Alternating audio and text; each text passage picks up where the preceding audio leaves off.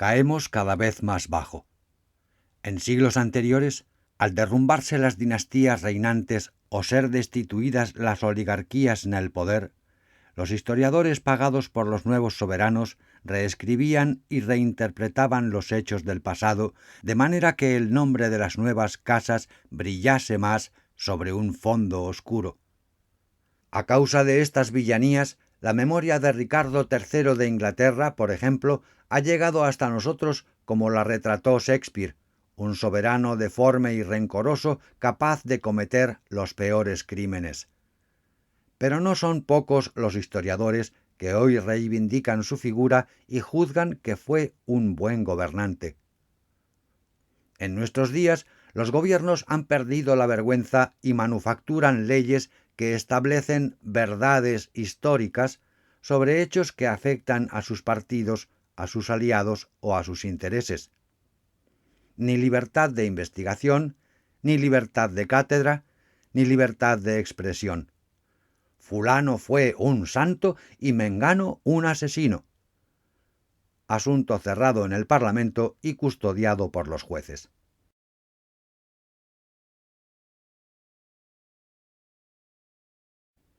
Quizás hayamos de tragar que el origen de los actuales partidos nacionalistas vascos y catalanes no fueron racistas ni supremacistas, ni se encontraban emparentados con el nazismo alemán. Quizás también tengamos que aceptar que Lluís Companys, presidente de la Generalidad de Cataluña, fue un mártir bondadoso y no el responsable del asesinato de unas 9.000 personas, en su mayor parte católicos. O tengamos que aceptar que el PSOE fue siempre fiel a la Segunda República, que a su vez se comportó con el mayor respeto institucional con las creencias y opiniones de sus ciudadanos. Siempre se ha intentado lavar la historia de 1000 maneras distintas, pero casi todas ellas son reconocibles. Hollywood, por ejemplo, lavaba el deplorable genocidio de los indios nativos americanos con películas del oeste dirigidas a los descendientes de quienes lo habían ejecutado, y que en general presentaba a las víctimas como salvajes incivilizados, llenos de crueldad y de odio contra los pobres colonos blancos.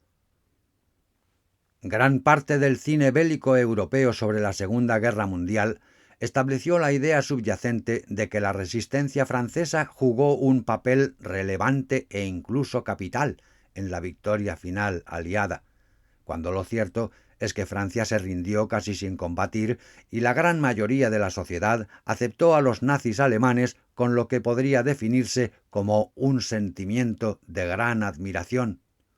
Los comunistas franceses no movieron un dedo hasta que Stalin no les dio la orden de hacerlo. Su amor a Francia pasaba por Moscú. Cuando la crisis de valores de Occidente sufrió su primer gran colapso durante la Revolución Francesa, emergieron a un tiempo, de manera espontánea, las principales venas de corrupción moral que con el paso de las décadas hemos ido viendo cómo se desarrollaban a nuestro alrededor. Por ello ha habido que dedicar tantos vídeos a tratar esos temas. Una de las venas corruptas que más se ha intentado ocultar, ya que del espejo de la primera y fundacional revolución se limpian sistemáticamente todas las manchas de sangre, es el genocidio ciudadano. Esto es la matanza sistemática de franceses ordenada por el gobierno francés y ejecutada por su ejército y otras fuerzas reclutadas al efecto.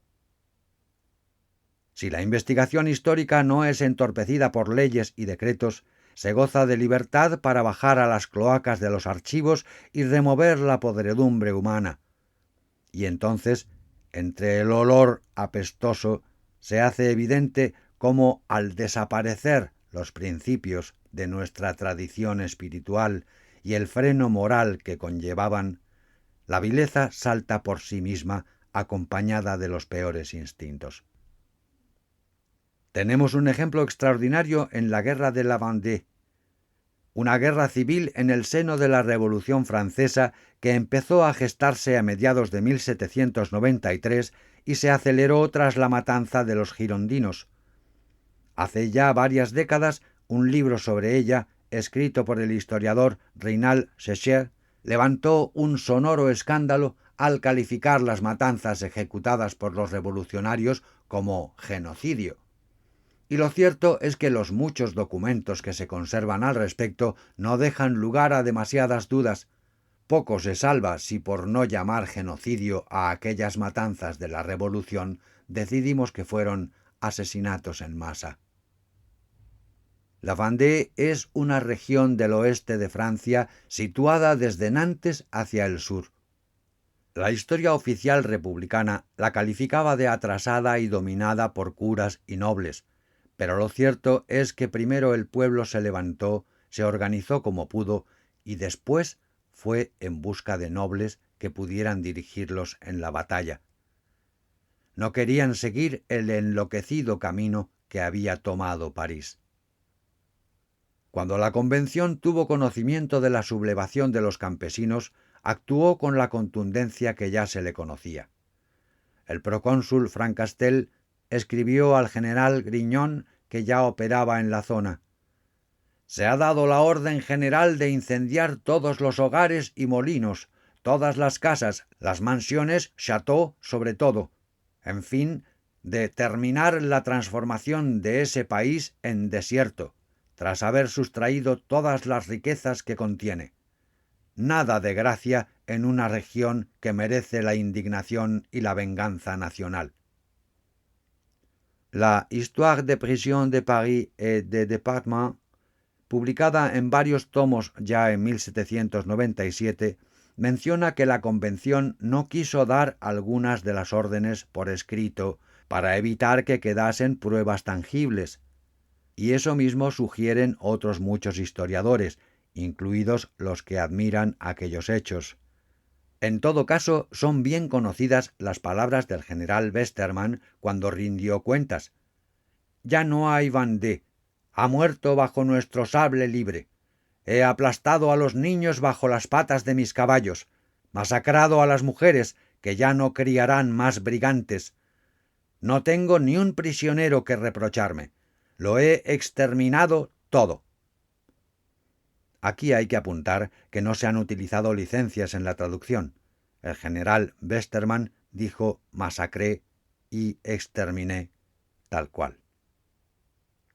Cualquiera puede imaginar el rostro de Westermann junto al de los generales de Lenin y de Hitler, que también obedecían órdenes, masacrando y exterminando a diestro y siniestro. Ahora bien, si nosotros mismos promulgamos el todo vale en aras de un bien supuestamente superior y anulamos el freno moral de nuestros principios y valores, ¿de qué podremos quejarnos si nos llega la hora de padecer una injusticia semejante? Hay algunos documentos que expresan la ausencia del menor freno moral con tanta frialdad que corta el ánima. Leamos. Ha comparecido el ciudadano Massé, capitán del acuartelamiento El Destino, el cual ha declarado que había recibido la orden de que se trata remitida al ciudadano Mouquet y que en virtud de esa orden el 5 Ventoso embarcó hacia las 7 de la tarde junto con los víveres hacia Nantes a 41 personas, entre las cuales 2 hombres, uno viejo de 78 años, 12 mujeres de diferentes edades, 12 niñas y 15 niños, de los cuales 10 entre 5 y 10 años y otros 5 de pecho, que él embarcó en el muelle de Bourguenef con 4 fusileros y un cabo, los cuales al otro día, a las 5 de la tarde, arrojaron al agua a las 41 personas arriba descritas, en virtud de la orden de que se trata. Tras leer esta barbaridad, cualquiera puede preguntarse qué había en Nantes, hacia dónde se dirigía la barcaza y quién mandaba allí. La respuesta es que en Nantes operaba Jean-Baptiste Carrier, un asesino de masas que podríamos llamar el asesino racionalista. Cuando Carrier llegó a Nantes el 8 de octubre de 1793, ya existía en la ciudad un consejo revolucionario. Se conoce el nombre de sus miembros: Coulon, Chaud, Moreau, Bachelier. Ya habían ejecutado a varios miles de personas. La guillotina funcionaba a diario y a considerable velocidad. Pero Carrier no estaba satisfecho. Él esperaba 25.000 cabezas e iban muy retrasados. Para ser ejecutado se estimaba que la palabra de 2 sans-culottes era suficiente sin necesidad de más jueces ni de juicio. Para conseguir mayor velocidad en las ejecuciones, Carrier fundó la Compañía Marat, la primera de tantas unidades nazis y comunistas que han tenido el mismo objetivo. Como Carrier era un igualitario radical, la Compañía Marat pasaba por las casas más acomodadas y se llevaba a sus habitantes al cadalso, donde los ejecutaban sin juicio. Si había prisa, los mataban en el propio hogar. Cuando los ecos de las matanzas de Nantes llegaron a París, Robespierre, al parecer, dijo: «Carrier es un patriota que sabe cuál es su deber. Nantes tenía necesidad de un hombre así». Esta frase tiene decenas de versiones que se fueron aplicando a otros tantos matarifes en sucesivas matanzas a lo largo de siglo y medio. Pero esta no fue la principal aportación de Carrier a la virtud igualitaria de los jacobinos. En lo que más destacó fue en los ahogamientos, que llamaron noyade. Hubo diversas modalidades.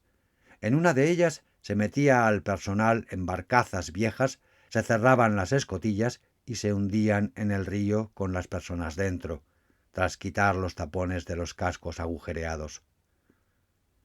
La primera noyade se llevó la vida de 80 sacerdotes que ni siquiera habían sido condenados a muerte, solo a deportación. Cuando hundieron la barcaza, los asesinos dijeron que habían procedido a la deportación en sentido vertical. Gente jocosa se da en todos los oficios. De las noyades existen relatos muy explícitos que describen cómo abrían los portones de la panza de las gabarras y la gente se apelotonaba unos sobre otros, gritando y suplicando que les salvaran. Carrier estuvo 3 meses en Nantes y mató a 7.500 personas mediante ahogamiento.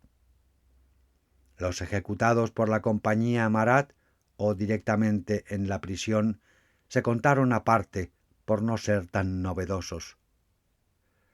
En una de las cartas que Carrier escribió a la Convención para informar de los hechos se lee: «Prejuicio, superstición, fanatismo, todo se disipa ante la llama de la filosofía».